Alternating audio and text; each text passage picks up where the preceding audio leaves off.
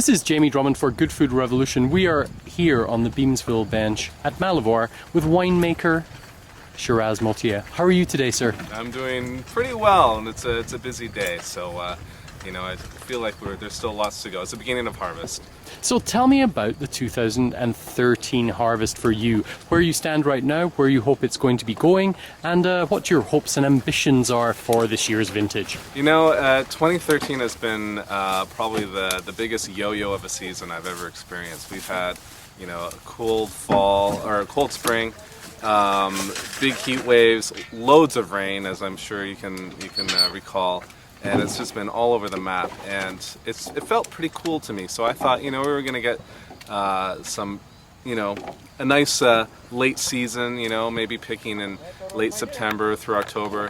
And here we are, September 9, right in the thick of it. We've started Pinot Gris today, and so I've got some pretty high hopes. I mean, we're still going to have some beautiful acidity. It's been you know, not a hot season.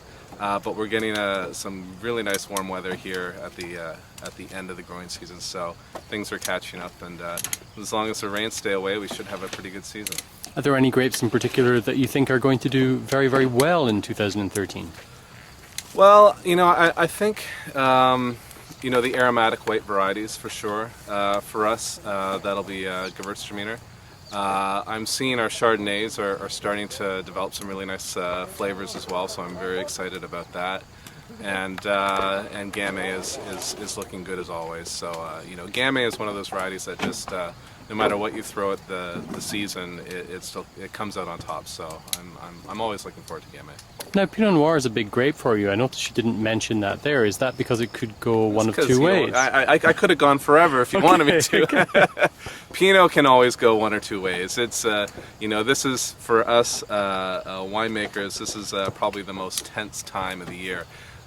You know, Pinot Noir is such a challenge to get it into the winery, let alone making it. You know, there's so many challenges within the actual fermentation, but the biggest challenge is actually getting it into the winery, clean and healthy and fully mature.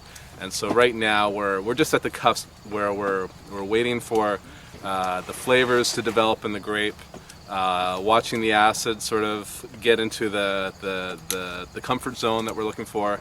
And sugars, I'm not so sure about sugars. It's, you know, as long as it's, you know, gonna provide us with a nice body in the wine. It doesn't have to be big wine, right? This is Pinot Noir.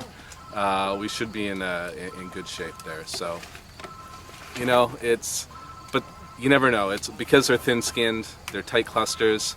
You know, the season can always turn, and so too can the grapes. Farming in the manner that you do at Malivoire, what have been the greatest challenges this year?